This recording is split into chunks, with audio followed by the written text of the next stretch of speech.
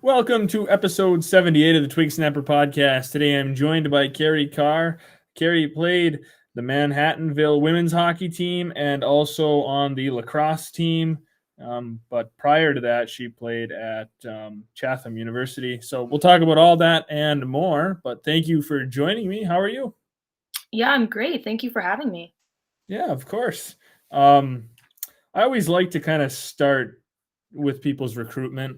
I like when we start talking because I feel like it's kind of where everything begins. So maybe you could kind of dive into your recruitment a little bit. And one main question I have in that is, were you thinking about hockey and lacrosse, or did like lacrosse follow and hockey was the main thing, or kind of how did that all play into your recruitment? Yeah, so mine, I really was dead set on playing Division One college hockey. As a kid, you're growing up, you're playing club sports, and you're really excited about it. And then I ended up going to boarding school, thinking that that would be what took me to the next level to get recruited to play D1. And then reality sets in and you realize you're just simply not cut out to be a D1 hockey player, which is fine. But I still had never thought about playing lacrosse in college until probably my junior year. I only picked up lacrosse when I was in sixth grade versus hockey I've been playing since I was 4. And my mom played college hockey. She played lacrosse growing up, but I don't even think women's college lacrosse was a thing at that point. And around my junior year, I just started kind of toying with the idea, going D3, I could play both. I started reaching out to some coaches. I started reaching out to hockey coaches my sophomore year of high school, which was like wicked early. And, so then junior year, I started going on some visits and I really only looked at New England schools. I don't know why. I really wanted to be in Massachusetts. I don't know why. Like that was my area for some reason. So I looked at a lot of schools in Massachusetts, New Hampshire, Vermont. And then all of a sudden, my mom, who has this knack, she thinks that she's like born to choose schools for people. Like I originally didn't look at Millbrook for boarding school. And then she was like, no, you should look here. And then I ended up going there and loving it. She brought up Chatham and she was like, they're in Pittsburgh. I know it's kind of out there, but you should really look at it. Like they're a decent program and they play against a lot of good teams. So I thought nothing of it, went and visited with my dad, and my little sister came with me in my junior year and just loved it. And then it came down between there and another school in Vermont. I did visits at both and just ended up feeling really comfortable in Pittsburgh. And next thing I knew, I was committed, I think the November of my senior year. And I just was so happy to be done with the college process. Like I could not get over it. So I did that mostly for hockey, but then it was a perk because for the lacrosse program was brand new. Like my senior year of high school was a brand new lacrosse program. So I started talking to the coach, and when I would go for my freshman year, it would only be the second year of the program. So it was like, basically guaranteed playing time. Like who wouldn't want to do that? So it was, Yeah. and thankfully it really worked out. Like I loved my lacrosse coach at Chatham. I still talk to her a lot. So it all just kind of fell into place, I guess. It felt long recruiting and I couldn't wait to be done with it, but it all worked out. Okay, so I have a few points I kind of want to revisit. The first one is, where did your mom play college hockey? Mom went to Providence. Okay. She went to Providence, won a championship, played with Cami Granado, all these Wow. Olympians. So yeah, she did it all. That's crazy. Yeah. So I'm assuming she was a pretty big influence on your hockey career growing up. Definitely. I was coach's daughter through and through. I really didn't want to play boys hockey, and that was the only hockey in my area. I'm from the Utica area, and my mother started an all-girls hockey program in New Hartford. And we took girls from all over, like the neighboring area, and that is where I ended up playing. Oh my gosh, how old was I? I think when I was started in 10U and then went all the way up until I went away to boarding school. So she made me the hockey player that I am. So did you have to play boys hockey at all before that? No, I never played boys hockey. Okay. I just refused. I don't know. Yeah. So thankfully it worked out where I didn't have to. I did learn to skate, and then, I played mites at girls level. It wasn't like a very competitive or regulated team, I'm sure, but no. And then when I got to 10U was when it was like, you're going to tournaments every month, you're playing every weekend. So. Right. Okay, so you got lucky. A lot of people, you know, they have to play on either like a guy's high school team or whatever just to be able to play competitive hockey. So it's kind of nice that you were, because it's so different. It really doesn't. I mean, it helps you a little bit, but you know, it doesn't really benefit you because you're not going to be playing with guys at the next level. Like it's different play styles. It's different. Right. And I have a lot of teammates who did grow up playing boys hockey, and I have no hate against it. I just didn't want to do it Right. myself. But then, it's like you said, you think about it, like, yeah, we ended up at the same place, you know? Yeah, exactly. It worked out fine. So, Right. um, so would you say that, you know, recruiting and all that was stressful? I mean, you said you couldn't wait to be done with it. So, I mean, was it like a super stressful period? Definitely. And especially since I started it so young, because when I was a freshman in high school, that was when all of these people who were committing in like seventh and eighth grade, like that's when you really started to hear about it. So then as a freshman, sophomore in high school, I'm like, crap, like if I'm not committed to a school by the time I'm 16, then I'm not going to be playing college sport. And that was kind of the vision I had in my mind. And so then it was just under my belt, like, okay, I need to start really early. And, my parents obviously pushed for that too. So it really started like I emailed just a huge pool. And then when I got to my senior year, it was a lot smaller, but it was still, I just like hated the process. I couldn't, I just, this, that goes along with like test anxiety and all that. I just was like, I need to know what my next plan is, and then I'll be set. Yeah. Do you think there's anything that could change the way that young athletes go through the recruiting process that could like make it less stressful for young athletes, or do you think that's the way it's going to be and there's not really anything that can change to make it better? I think it's a little of both. When I was going through it, it was like at first it was like, okay, you needed to go to prep school to play college hockey. And then I got to prep school and it was like, okay, well now you also need to play on a club team on the weekends in order to get exposed. And it would be nice if it could be limited to like, okay, wherever you play, you go to some tournaments to get some exposure. But I think there is a lot of pressure put on student athletes, especially in high school. And a lot of that comes from like I put so much pressure on myself. So I think it kind of is a little bit of both. Like we could be doing less and still see the exposure, but you know, it kind of comes with the name of the game. Right. Exactly. So, you know, you picked Chatham University, but you were only there for 2 years and then you decided to transfer. So take us through that decision, you know, why you kind of made your choice to transfer. Yeah, that was something that I never thought that I would do. When I was going through the college process, I never imagined myself transferring. I never imagined myself being in college for 5 years. I loved it my freshman year. It was fun. It was in a new city.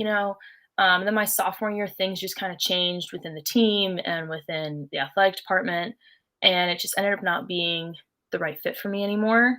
There were times where I didn't want to go to practice. I didn't even want to go to games. It just kind of became a drag and something that I dreaded. And I never even thought about transferring. I kind of thought, okay, well, this is what I put myself in. I'm stuck. Until one weekend, my parents came down to see a game, and my dad at dinner, he was like, well, have you thought about transferring?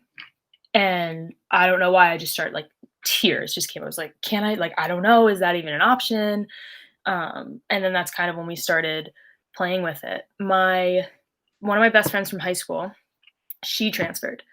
She went to St. A's and then transferred to Manhattanville. So that's kind of how I got into the process. I texted her one day. I was like, I think I want to transfer. Like, I don't think I can keep doing this. She's like, oh my God, I can help you. Absolutely. And I never even thought about going to Manhattanville because one, it wasn't even a school that I looked at originally for um for college. I knew one girl that I went to Millbrook with who went there. She was a senior when I was a freshman, so we were teammates, but obviously the age gap, we weren't best friends. And then I just never really thought about it again. But then I was talking to my friend Taylor. She was like, well, I'll talk to my coach and see like what we can do. And it just ended up working out that, I knew Taylor. We played against Manhattanville. Chatham and Manhattan played against each other, so like the coach could see me, and it just worked out really well. And that ended up being the only place that I looked. Versus a lot of people, I think when they transfer, you feel out 3 different schools or something like that. But I really only looked at Manhattanville, I put all my eggs in this one basket, and thank God it worked out the way it did, because I can't Yeah. imagine doing anything else or going anywhere else. So your transfer portal experience was different, than a lot of people's. Like you said, a lot of people, they're kind of looking around. They don't know where they want to go. You really kind of had, this is the direction I want to go, and I'm going to pursue it. Yeah, and that, that's who I am as a person. If I'm doing it, I'm doing it. But it was nice because then the way transferring works, like my friend who went through transferring, a lot of schools have rules where, like, if they find out that you want to transfer, then that affects your playing time, it affects your position on your team.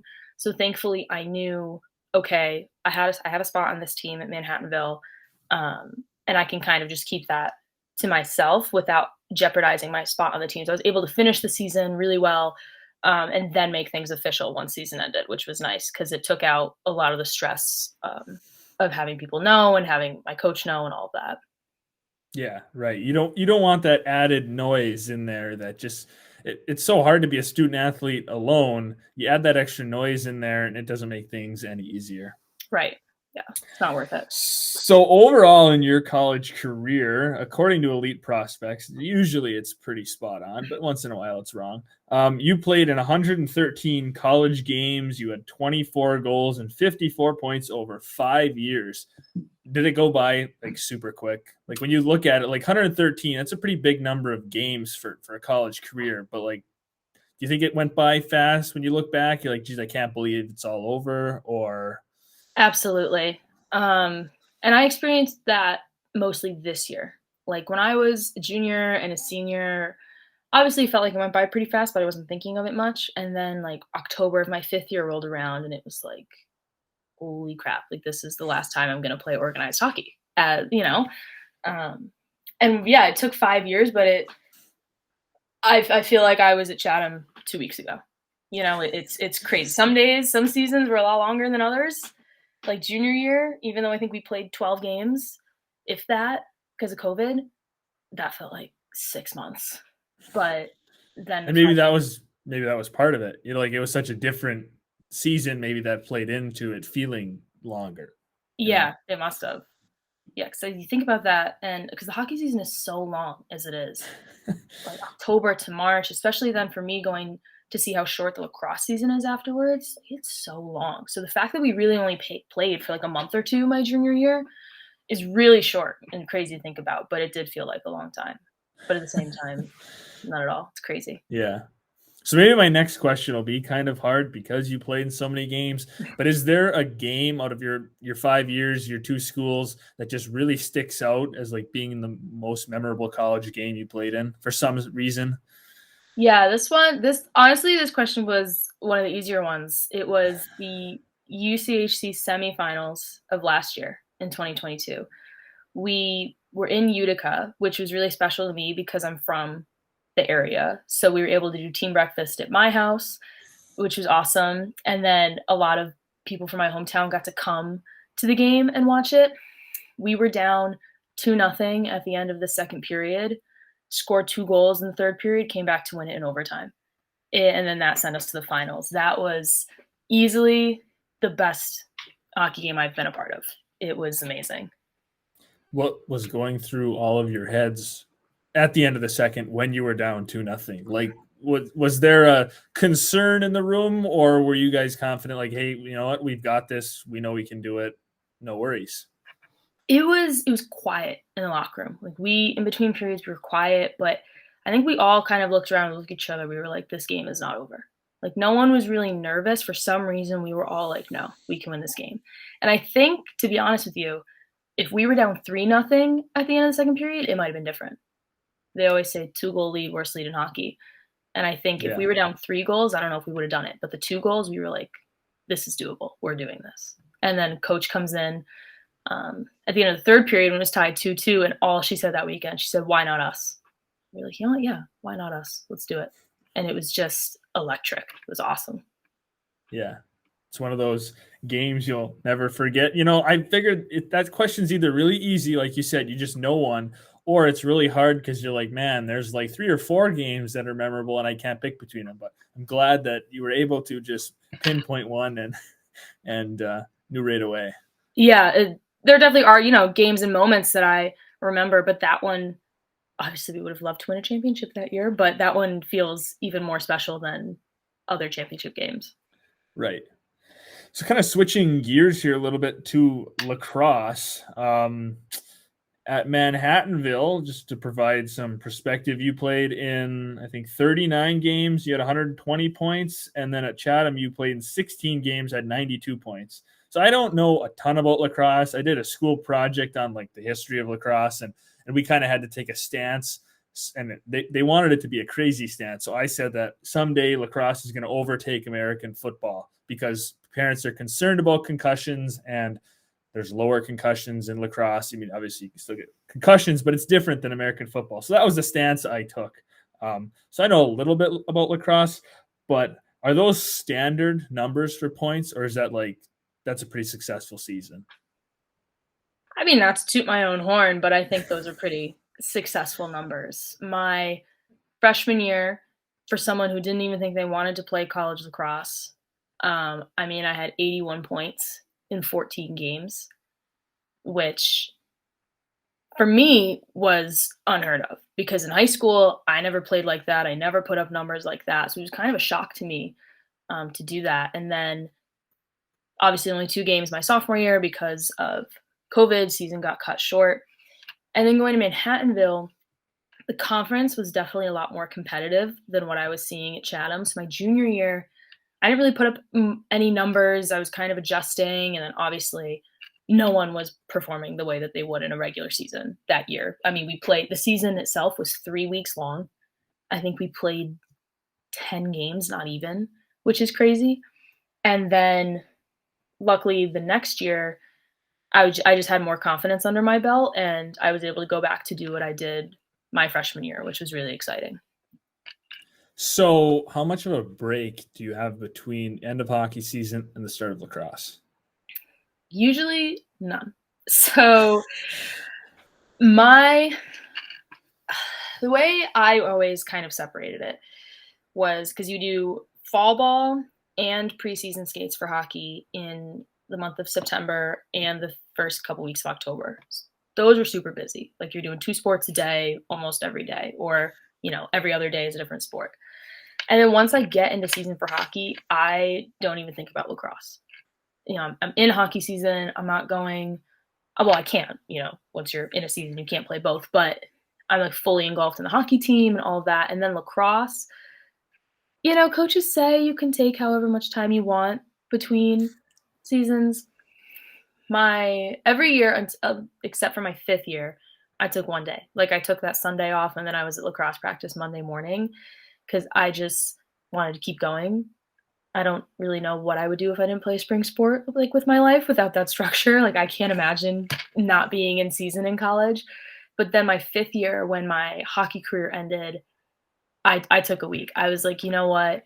I can't believe this is over. Like I want to be with my teammates right now and not even think about lacrosse. And so luckily my coach was understanding at that point where I could take a week off because usually I hadn't done that in the past. But then once not got over it, I still am upset about my career being over. But once I got into lacrosse season, then it's like, okay, I'm ready to go. Right. Well, I mean, you need that week. You don't want to just completely move on to the next thing and like completely skip over the fact that like your hockey career, like that's understandable. Anyone would kind of want that week of just like, otherwise it's like you're just skipping things, just roaring through life, not really taking any time to sit in the moment and gather what's going on. Yeah, exactly. And that was something that I didn't really do my first 4 years because I was always like, well, you know, I have next year. There's always next year, all these things. And then it hits you at the end of your 5th year. You're like, well, this is it. Yep. Yeah. So, speaking of everything coming to an end, I asked you about your most memorable hockey game, but do you have just a favorite memory from college sports, just kind of in general?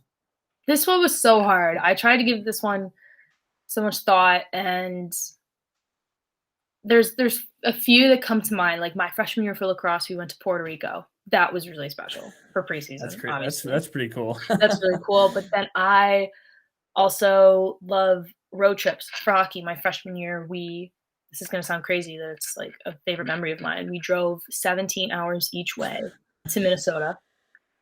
I scored my first college goal that weekend. It ended up being just so fun. But favorite college memory?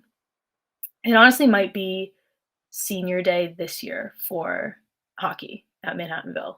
It was just everyone came out for it. My parents were there. They were there every weekend, but still, and all the traditions coming to an end. It was a really culminating experience that I'll never forget for sure. Yeah, definitely. Well, I think the other ones are pretty cool too. So I mean, you kind of gave us 3 good answers. I look back and I'm like, yeah, like I've done a lot.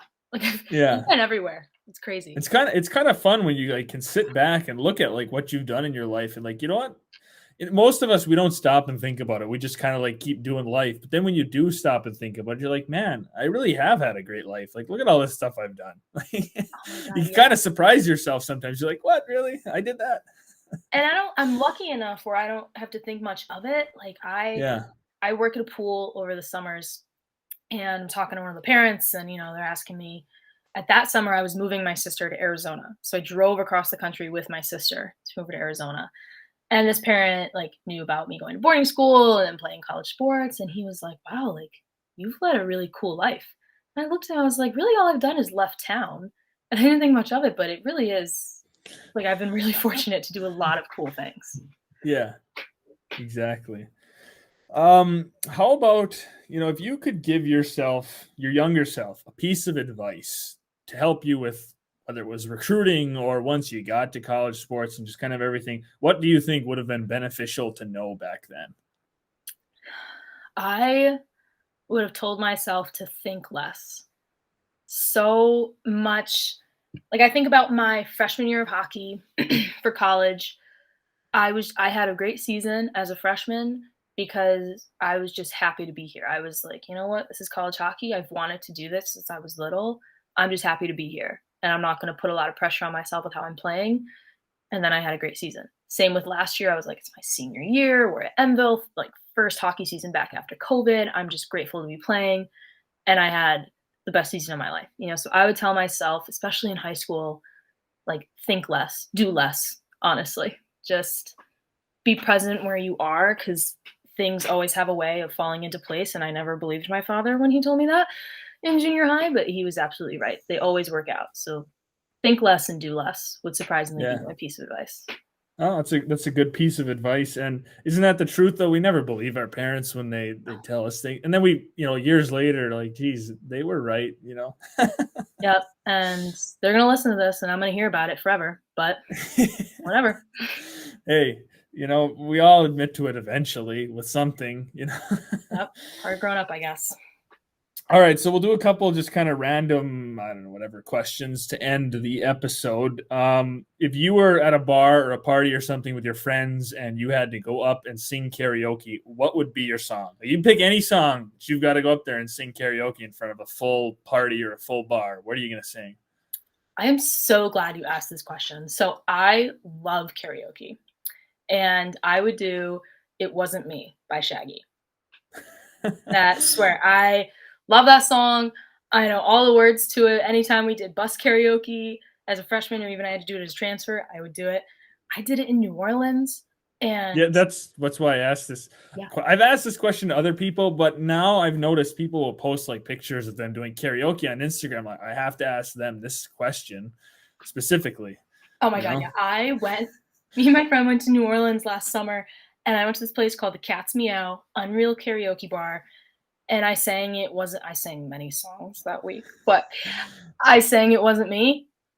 It was electric. Someone bought me a drink because of it. Like, it was, what can I say? I can perform, I guess. Yeah. You want to break it out for the people on the podcast here? No, not for free. No. Well, I can't buy you a drink. There's a, an internet wall between us that's preventing that. That is, I like that answer. I like hearing a different song, like a unique song, because I would have never guessed that. A lot of people, I feel like there's certain songs that are easy go-to karaoke songs that some people pick. But so far, I've heard some different ones. And, it's always an interest. It's a fun question I like to ask. Well, what would be yours? Or what's the most common one you've heard? Well, I haven't really heard a common one. I just get told like people are like, yeah, I mean, I could have said this, but that's super common. Like somebody always like said Party in the USA is a common one, or but like somebody said Break Stuff by Limp Bizkit is their go-to karaoke, which is like not a karaoke song. And I can't think of a few of the other ones, but they're like not your everyday. That one is definitely not your everyday karaoke stuff. I would probably do 1984 by Bowling for Soup because I know the words to that song by heart. I don't know if that's a generic answer or not. I don't know. For a lot I of mean, people, I don't think so, but it does help. Like, you got to know the words. Like, you can't get yeah. up there and rely on the screen. I totally agree. You got to know all the words. Right. Like I can just sing that. If it's on the radio, I can just go along with it. No trouble. And I could probably break it out right now without the radio. I'm not going to because I don't want to embarrass myself. But like there's other songs that would probably be better karaoke songs. It's just like you said, the words, that's the important part. That's right. You gotta know the words because then you can have confidence up there. That's the biggest thing. Right. Unless you have a few drinks to give you that false confidence, and then A lot of people had that in New Orleans. I saw a lot of songs and I heard a lot of things. Yep. Yeah. What are your biggest hobbies? What are my biggest hobbies? Well, like I said, I work at a pool over the summers, so I love teaching kids how to swim. That is definitely a hobby that I'm really passionate about, especially as an education major. Obviously, I love teaching. I watch a lot of TV, I'm not gonna lie to you. Love watching new TV shows, rewatching like New Girl, I have on repeat pretty much all the time. I mean that's pretty much it. I work out, I play sports, and I teach kids how to swim. What other TV shows are you into? What are your other kind of favorite shows of the New Girl? Of all time, One Tree Hill is up there. I think that is one of the best shows ever. My dad hates it. Like, he gets so mad if it's even on the TV at home. The Office, obviously I know that's a typical answer, but I love that show. Schitt's Creek, that's another one that's on repeat all the time. I guess that's mostly it. Never seen any of them. Never watched any of them. God! I know. I don't know. I just never like really had the urge to go watch The Office, or I feel like The Office and Schitt's Creek are both shows that I've heard the first season isn't good. You've got to get through it. And in my mind, I'm like, well, geez, if the first season wasn't good, why do I want to suffer through that horrible first season just to get like, I don't know. I think that's the rule with any TV show, though. I think you always have to get through the first season and then it blossoms. I think that's true for any show. You always got to push yourself through those first episodes. But some of them aren't, like, I wouldn't say they're bad. They're just a little bit slower, or they just set the scene. Like, I don't know. I love Game of Thrones. I got really big into that last summer. The first season, I rewatched it again. I was like, okay, this is really slow compared to the rest of the season, but it's not bad. It's just slow. I don't know. I don't know why people think The Office first season is bad. I don't know, because I haven't seen it. It's just crazy especially when you rewatch shows, like you were saying, like you go back and rewatch season 1 and it's so different because you're so used to seeing the end seasons and the characters look different. Their development is so different. Oh, and you're like, yeah, the first season kind of was not it. But yeah, when I watched Game of Thrones for the first time, I thought the first season was amazing. I mean, it sucked me in. I wanted to watch episode after episode. And then I rewatched it. And after seeing the later seasons, it was just, I think it's got to be the character growth. Like once you see where characters go, where they start, definitely obviously isn't as good. That's true with any show. I love The Big Bang Theory. I've watched that show many times. And when you watch the character development, sometimes I have a hard time with the first seasons just because they're so socially awkward. That's what makes it funny in a sense, but I was gonna say, like, yeah, that is their thing, but it can be painful to watch. Yeah, it can. I know exactly. I feel like the 5th season things start to like kind of change, and I don't know. I think the best seasons are kind of like 6 through 8, or I don't know. The end is good too, but I don't know. I love that show. like junior high, that was like my favorite show ever. I thought Sheldon was like the funniest person in the world. I don't know why, but I'm love it. a big Howard fan. Oh, I like it. Yeah, he's funny. He cracks me up. Well, I was going to ask you your favorite movie, but you said your TV. So do you like movies too, or just Oh TV yeah. shows? Oh yes. My favorite movie is hands down Forrest Gump. Love Forrest Gump. That's a long movie. It is a long. It's so worth it though. I don't know. It was just one of those movies.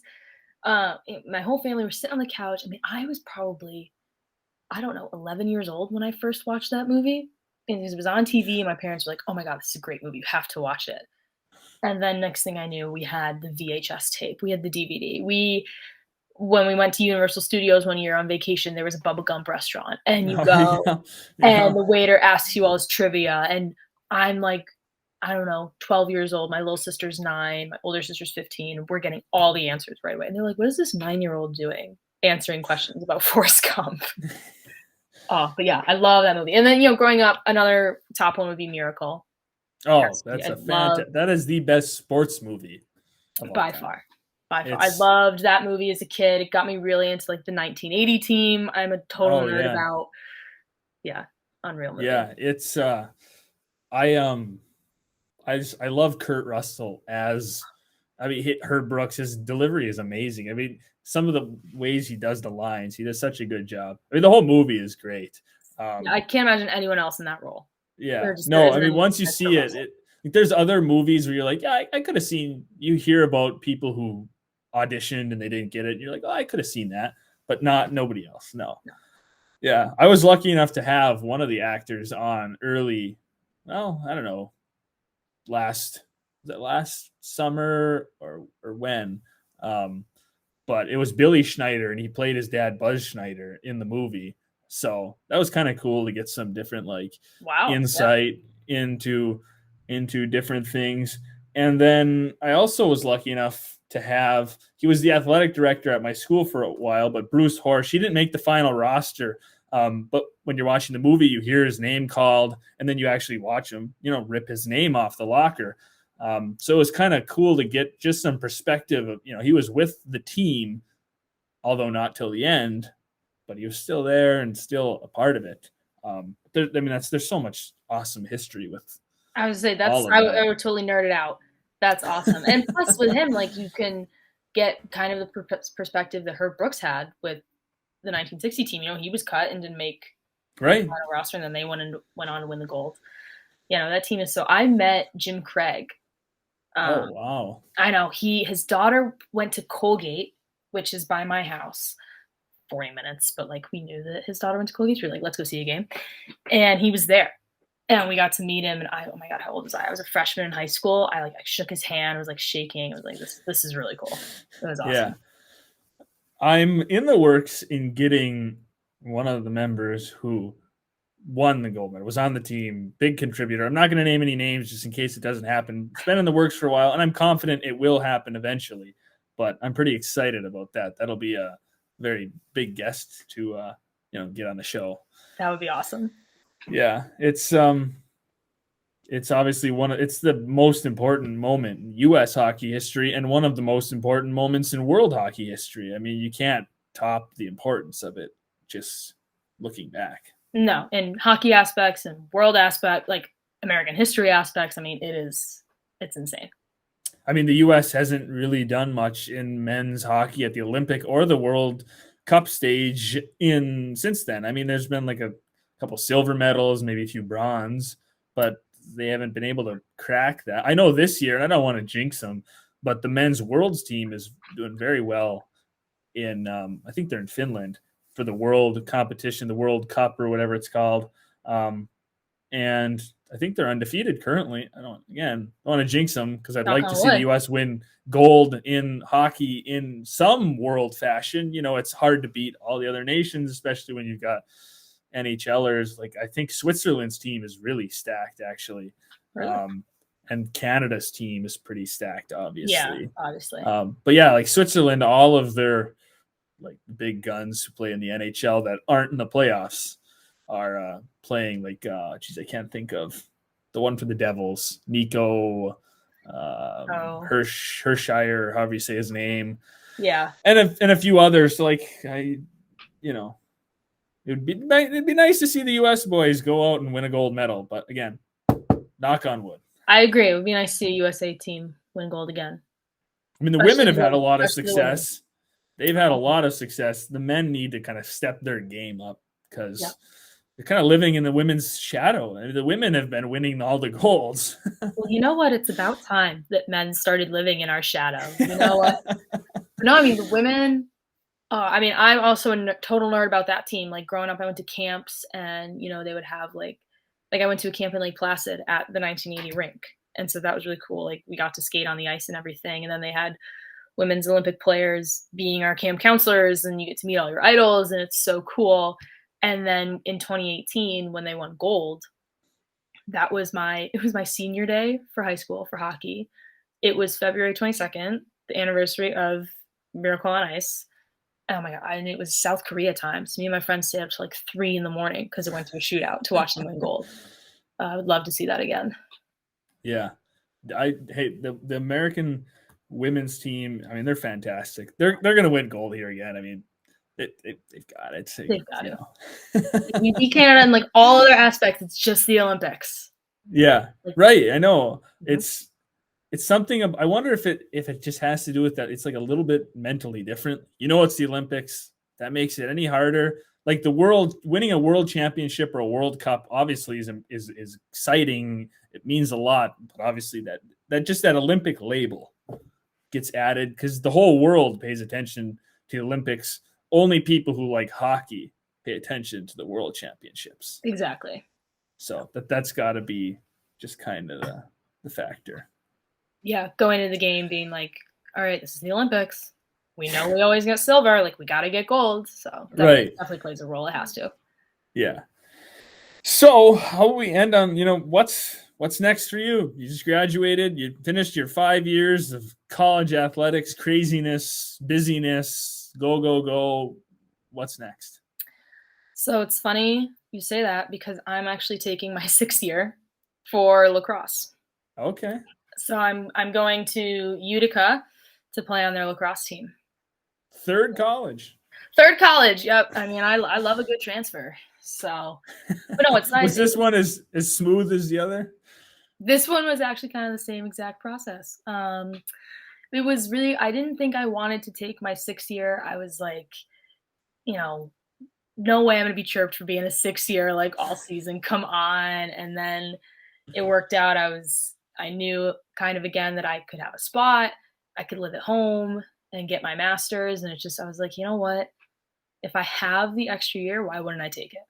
Yeah. So, and, like I said earlier, can't imagine my life without that student athlete structure. So I'll stay in it as long as I can. So. You're gonna be the old lady on the team. I mean, yeah. Brand new, gonna act like a freshman, but gonna be a 6th year. It's again something I never would have thought would have happened. Going from not even wanting to play lacrosse in college to now playing 6 years of it.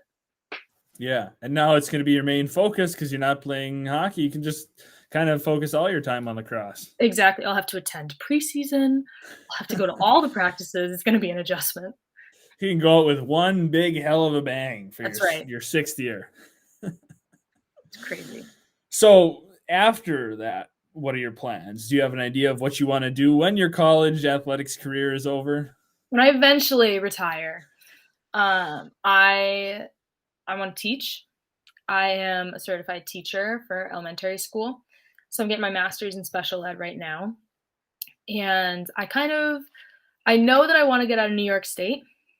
I think I might want to move to Boston or an area out there and get a teaching job.